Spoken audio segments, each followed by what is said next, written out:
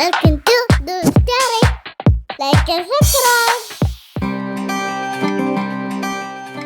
ഡുഡൂസ് ഡയറിയുടെ പുതിയ അധ്യായത്തിലേക്ക് ഏവർക്കും സ്വാഗതം.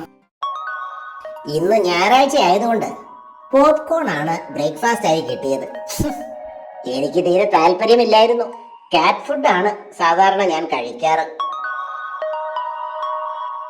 ബ്രേക്ക്ഫാസ്റ്റ് എല്ലാം കഴിഞ്ഞ് ഞാൻ ആ കസേരയിൽ തന്നെ കിടന്നു. ഇനി നന്നായിട്ടൊന്ന് ഉറങ്ങണം.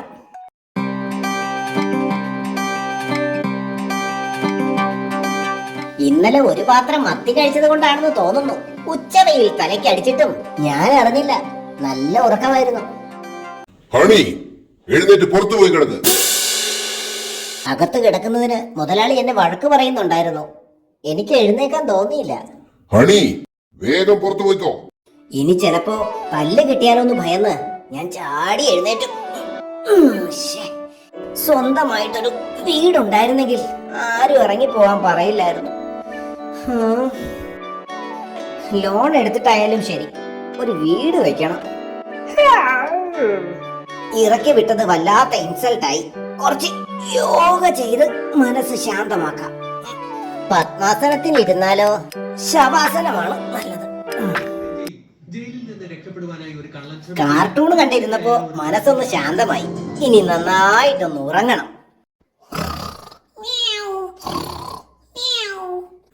ഹണി, ഹണി, നിന്നോടല്ലേ പുറത്തു പോയി കിടക്കാൻ പറഞ്ഞത്? പുറത്തു. വീണ്ടും ഇൻസൾട്ടിങ്. ആർക്കും ശല്യമില്ലാത്ത ഒരു സ്ഥലം ഇത് തന്നെ. ഇവിടെ കിടക്കാം. ഹണി, ആളുകൾ നടക്കുന്ന സ്ഥലത്താണോ വന്ന് കിടക്കുന്നത്? ചവിട്ട് കൊള്ളാതെ മാറി കിടക്ക്. വീട്, എനിക്ക് സ്വന്തമായിട്ടൊരു വീട് വേണം. ഹൗസ്. ഇൻസൾട്ടിങ് ഇൻസൾട്ടിങ് ആണ് ഏറ്റവും വലിയ ഇൻവെസ്റ്റ്മെന്റ്. ഉറക്കമില്ല, ഭക്ഷണം വേണ്ട. ഞാൻ ആകെ ഡിപ്രഷനിലായി. പൂച്ചകൾക്കായി സർക്കാരിന്റെ എന്തെങ്കിലും ഭവന പദ്ധതി ഉണ്ടോ എന്ന് ഞാൻ പത്രത്തിൽ തിരഞ്ഞു. എവിടെ? മുഖ്യമന്ത്രിയെ ഒന്ന് നേരിട്ട് കണ്ടാലോ? വേണ്ട. അഖില കേരള പൂച്ച സംഘടനയിൽ ഒരു പരാതി കൊടുക്കാൻ ഞാൻ തിരുവനന്തപുരത്തേക്ക് യാത്ര തിരിച്ചു. പിറ്റേ ദിവസം രാവിലെ വീട്ടുമുറ്റത്തെ ബഹളം കേട്ട് മുതലാളി വാതിൽ തുറന്നു.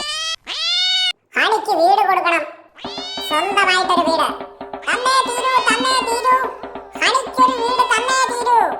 ഇല്ലെങ്കിൽ ഞങ്ങൾ നിരാഹാരം കിടക്കും. ഹണിക്കൊരു വീട്. മര്യാദക്കൊരു വീട് കൊടുത്തോ, ഇല്ലെങ്കിൽ ഈ വീട് നമ്മൾ തല്ലിപ്പൊട്ടിക്കും. സംഘടനാ നേതാക്കളെല്ലാം കട്ട കലിപ്പിലായിരുന്നു.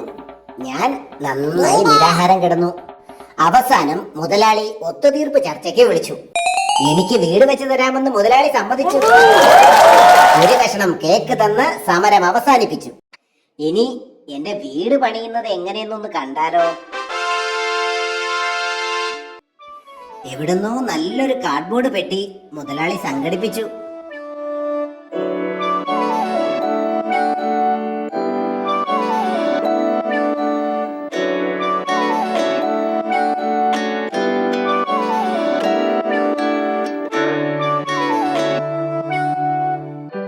ഒരു കുഞ്ഞു വീടാണ് എനിക്ക് വേണ്ടി ഉണ്ടാക്കുന്നത്. വാതിലൊക്കെ നല്ല ഭംഗിയായിരിക്കണമെന്ന് ഞാൻ മുതലാളിയോട് പ്രത്യേകം പറഞ്ഞിരുന്നു.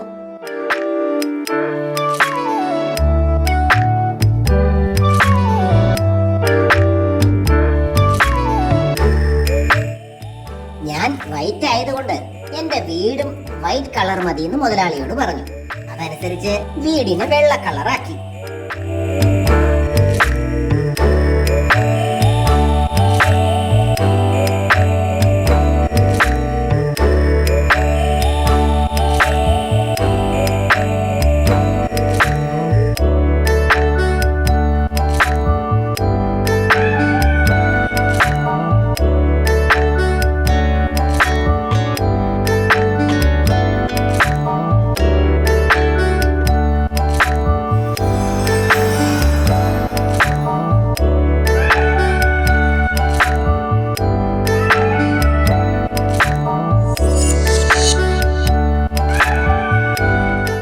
വീടിന് മുന്നിൽ എന്റെ മുഖം പതിക്കണമെന്ന് ഞാൻ പ്രത്യേകം പറഞ്ഞിരുന്നു.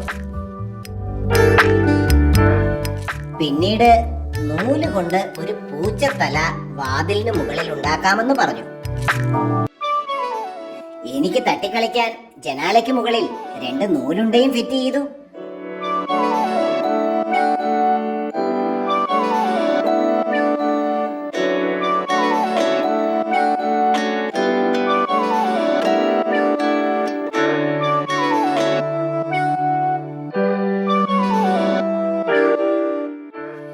വാതിലിനും ജനലിനുമെല്ലാം മഞ്ഞ കളർ കൊടുക്കാനാണ് ഞാൻ പറഞ്ഞത്. അതനുസരിച്ച് മുതലാളി മഞ്ഞ കളർ തന്നെ കൊടുത്തു.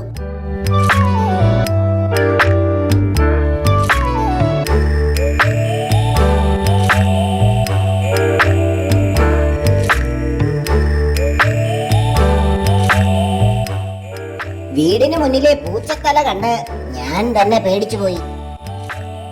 വീടിന്റെ ചുമരിൽ മുഴുവനും പൂച്ചക്കാലുകൾ വേണമെന്ന് പ്രത്യേകം പറഞ്ഞിരുന്നു.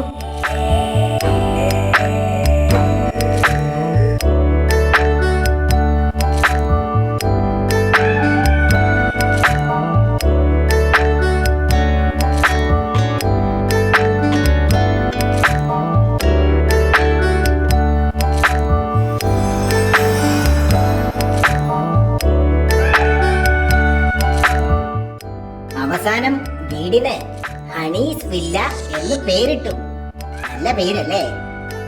പാവം മുതലാളി. അങ്ങനെ വീട് പണി പൂർത്തിയായി സുഹൃത്തുക്കളെ. നമുക്ക് വീടൊന്ന് കണ്ടാലോ? വരൂ, കാണാം.